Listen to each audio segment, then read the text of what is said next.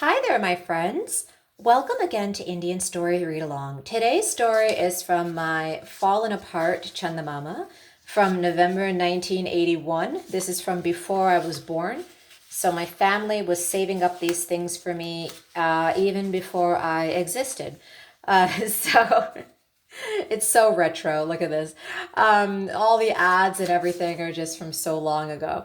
Chandamama used to be a children's publication, and in these books, they had all kinds of messages. They had cartoons. They had tidbits about history, and they had little interesting stories about music. They also had like a series that went on from book to book to book, and a different part of the thing would be covered with every book.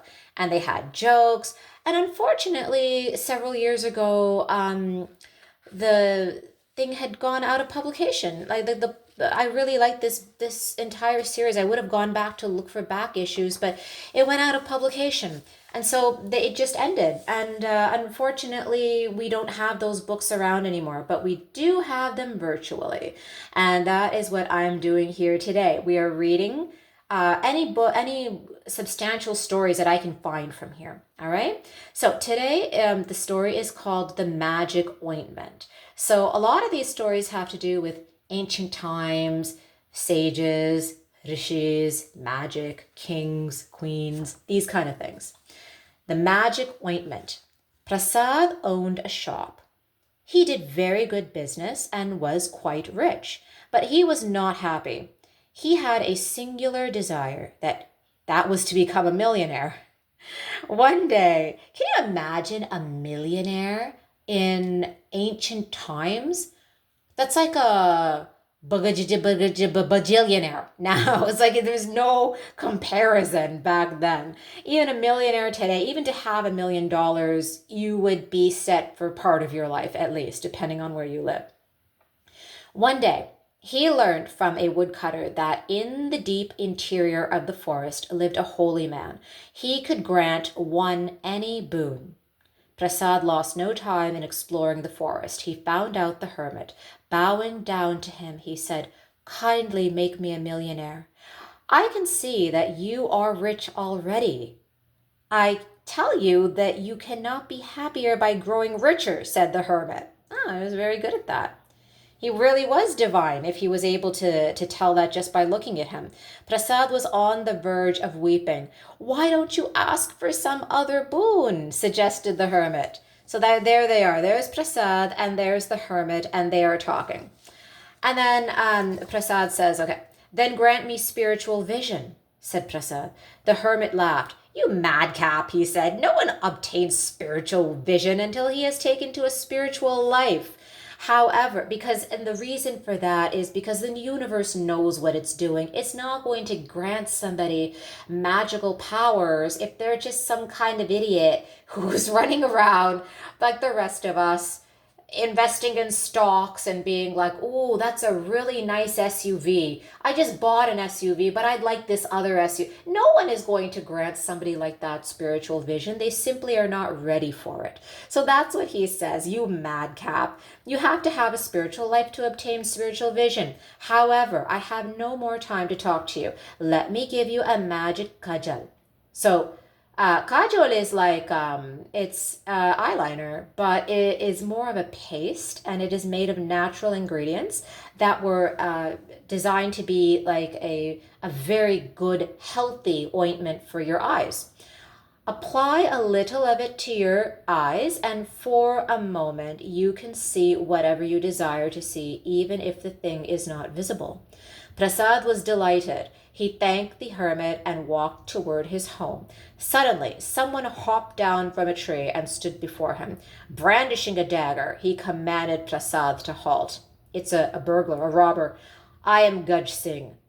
I can't believe he told him his name. Like, you're robbing him. Why would you? Anyway, "I am Gaj Singh. Surrender whatever you are carrying to me," said the stranger. Gaj Singh was a bandit. Prasad trembled with fear upon hearing his name. I am carrying nothing, not even a pie, he said in a pie? He said in a I don't have any cherry pies on me, I promise you. Okay, this means something else. I'm not familiar with what it means. I'm sorry. But I'm suspecting it means like he doesn't even have a dime. That's what the context sounds like. I'm carrying has nothing to do with apple pie. Not even a pie, he said in a broken voice. Gaj Singh searched his person. He found out the tiny box containing the magic cudgel. Tell me, what is this, or you will die. Gaj Singh shouted out his threat. Prasad, scared to death, told the bandit about the cudgel's quality.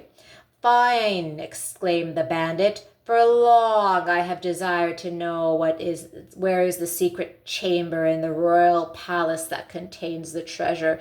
Now I can know it. I won't take away your box. I will take out a little of the cudgel. But if you report about my intention to the king, you shall die. The bandit took half the content of the box and went away.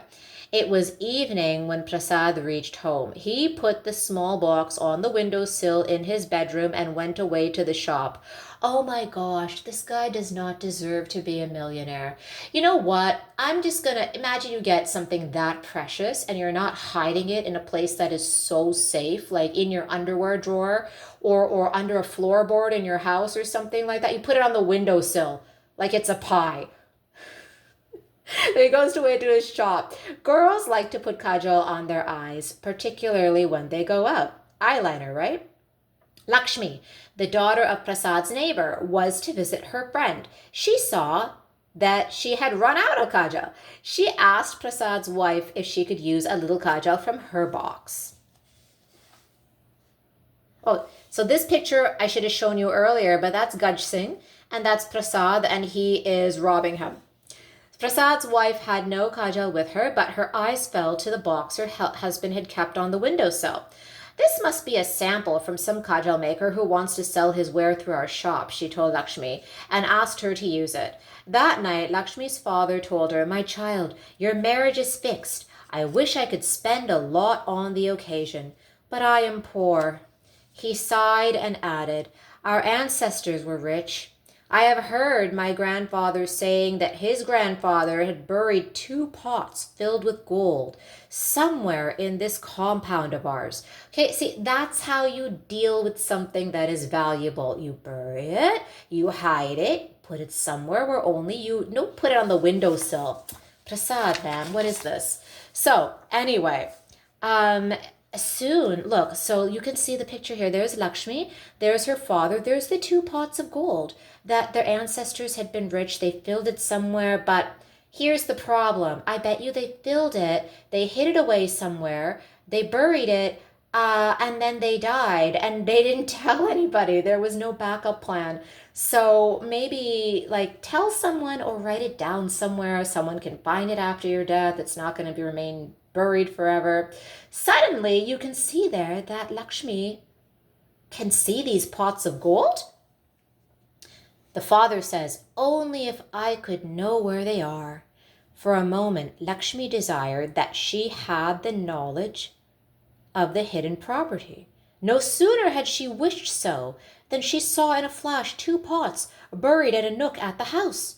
She told her father of her vision. Her father dug at the spot and found the pots. Lakshmi was intelligent enough to understand that she had the vision on account of the kajal. She decided to confide her discovery to Prasad's wife. Oof, another mistake. If you have something that amazing, don't tell anyone.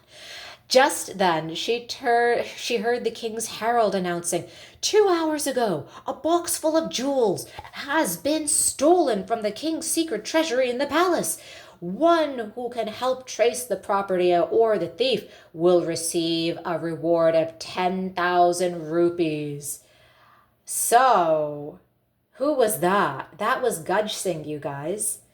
Didn't he say earlier that he wanted to go and steal from the king's secret treasury, but he couldn't see it, so he didn't know where it was? So that's what happened. Someone just stole that, and that we know that that was Gaj Singh. That's happening on the other side of town right now. Lakshmi told Prasad's wife all about the magic of the kajal and said, if your husband applies the kajal to his eyes and desires to know where the king's stolen treasure is, he can know it. The reward will be yours. So Lakshmi is not just a very smart girl to know the effects of the eyeliner. She's also very generous. She has her pots of gold for her marriage and for her family, and she doesn't want to hide this from Prasad's wife. So, and she was very friendly. It's not like she wanted to keep everything for herself. So then Meenakshi, another girl in the neighborhood, new character, overheard this. She kept a watch on Prasad's house. On his return from his shop, Prasad heard everything from his wife. He was annoyed for her giving the kajal to Lakshmi and then said, I will not help the king in catching the thief unless he increases the reward amount to 100,000 rupees. Meenakshi overheard this too. She acquainted her husband with all that she had come to know. Her husband proceeded to the palace before it was dawn and told the king that Prasad alone can help him catch the thief. In no time, the king's sepoys, his guards, took hold of Prasad. He was produced before the king. When threatened with death, he handed over the magic kajal to the king. Oof, isn't it crazy what money can do to people? So this is the picture that just happened.